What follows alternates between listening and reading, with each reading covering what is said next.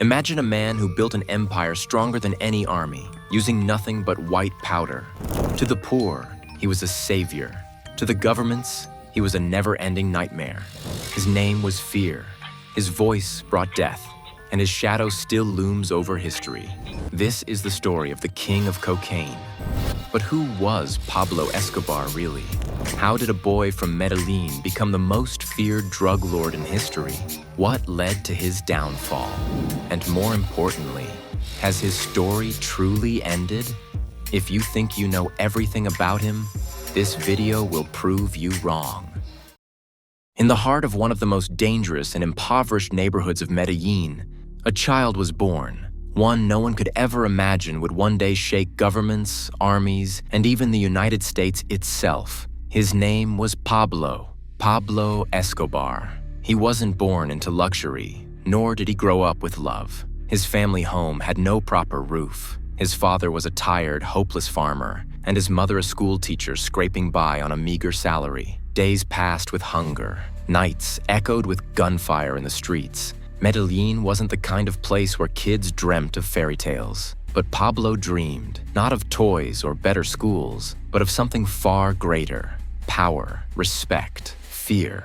While other teenagers played football, Pablo chose another path, stealing scrap cars, selling contraband cigarettes, forging documents. These were just drills. He had the mind of a strategist and the heart of a risk-taker. In Medellin's black markets, everyone chased money. But Pablo chased legend. His ambition had no limits. The first thing he ever told his closest friend was, "I will either have everything or I will die trying." It was during these early years that Pablo discovered something bigger than petty theft. A white powder not found in mines, but born in labs: cocaine. This substance could make him millions overnight. And right there, at the age of 20, he decided to build his empire. But Escobar was no ordinary criminal. He had the mind of a general, the cunning of a businessman, and the ruthlessness of a butcher. Every move he made was calculated, strategic, and merciless. And this was only the beginning. Pablo Escobar was no longer just a street hustler. He now had initial capital, deep connections within criminal gangs, and, most crucially, an ambition with no ceiling. But the path to the top was paved with blood, and Pablo was ready to climb over corpses to get there. He began building a secret, sophisticated network of cocaine production and distribution, labs hidden deep in the jungles, secret routes running through Panama and into the US. The network was so complex that intelligence agencies had no idea of its scale until it was too late. Within a few years, Escobar became the king of cocaine. Millions of dollars in cash flowed into his accounts daily. He was no longer just a trafficker.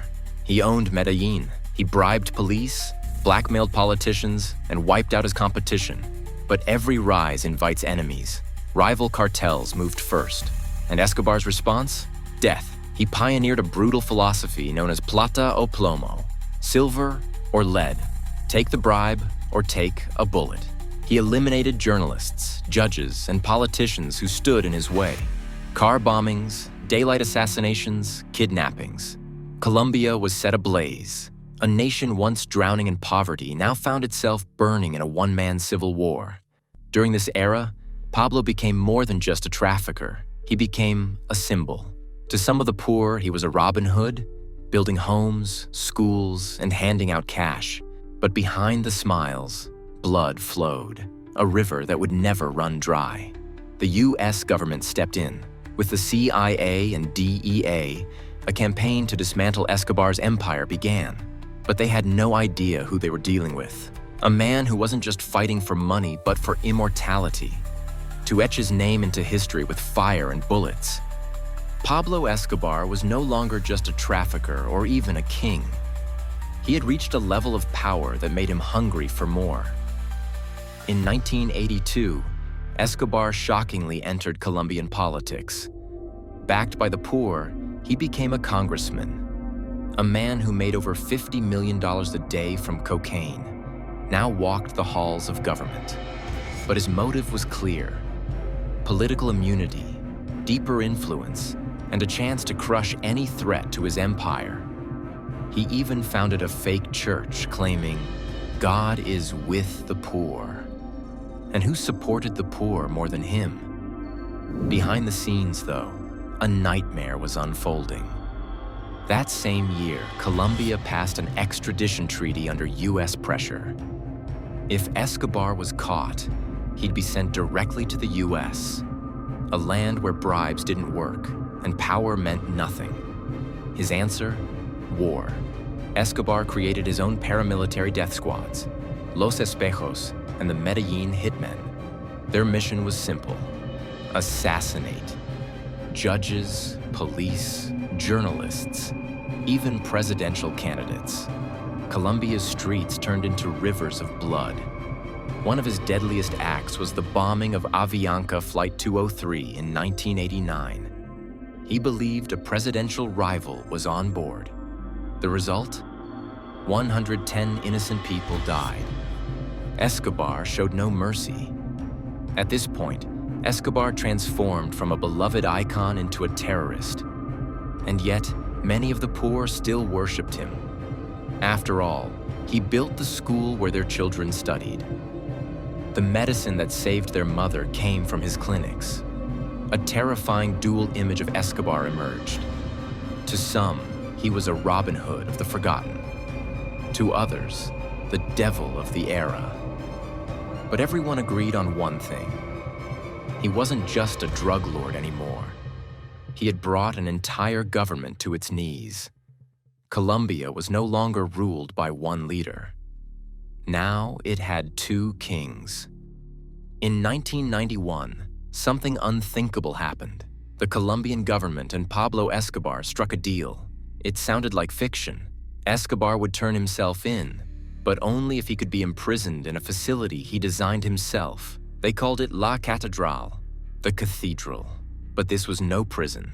It had luxurious suites, a soccer field, pool tables, a jacuzzi, a nightclub, and even a torture chamber. The guards took orders not from the government, but from Escobar himself. From inside his fortress, he continued running his cartel as usual. But when word got out that Escobar had tortured and killed two of his own allies inside La Catedral, the government had enough. They decided to move him to a real prison. In July 1992, Escobar escaped. From that moment on, he wasn't a king anymore. He was a fugitive, hunted by the military, US Special Forces, intelligence agencies, and a terrifying new enemy, Los Pepes, a vigilante group formed by victims of Escobar's violence. Hell-bent on revenge. Supported quietly by Colombian authorities, Los Pepes launched a bloody campaign against Escobar's empire. His allies were assassinated, his properties bombed, his family was no longer safe. His world began to collapse. Surrender if the government guarantees that he won't be harmed. Escobar, a ruthless killer, escaped from his own luxury prison when authorities tried to transfer him to another jail. NBC's David Bloom is in Medellin. Hundreds of army troops scouring the countryside for Colombia's most wanted man. So far, Pablo Escobar has outfoxed them. El gobierno le garantiza la vida y un juicio imparcial. Colombian President Cesar Gaviria says, should Escobar surrender, the government will guarantee his life and a fair trial. But the president is under fire. His army blamed for the escape, his credibility staked on capturing the boss of the Medellin cartel. Technology joined the hunt. American surveillance planes, voice tracking equipment, and wiretaps were used relentlessly. Escobar had to move constantly, hiding in mountains, sewers, or abandoned homes. He aged rapidly, fatter, wearier, more paranoid. The once untouchable kingpin had become a ghost, hunted by an entire world. The Bush administration's drug czar, Bob Martinez, called Escobar a bloodthirsty gangster and said his escape from prison in Colombia yesterday was appalling. The U.S., he said, had been assured the prison was secure. In Bogota, here's ABC's Mark Potter. While hundreds of soldiers and police intensified their manhunt today, embarrassed authorities were still trying to figure out how Escobar could have escaped from a prison surrounded by the Colombian army. Their best guess is that during a gun battle with soldiers who were trying to move him from the prison to a military base yesterday morning, Escobar and 9 other traffickers slipped out with the help of sympathetic guards. Speculation is Escobar used a tunnel, but authorities cannot find one. The escape is a major setback for the Colombian government, because when Escobar surrendered last year, the Colombians argued they could keep him safe in one of their prisons, rather than extradite him to the United States. And then, on December 2nd, 1993, Escobar made one final phone call to his son, a brief call that gave away his location. A few hours later, on the rooftop of a humble house in Medellin, Pablo Escobar was shot dead. The king had fallen.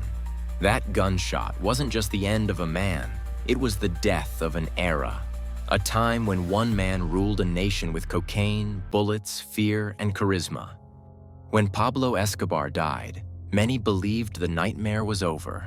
The ruthless king who left thousands of orphans, grieving mothers, and a country drenched in blood was finally gone. But the truth was far more complicated.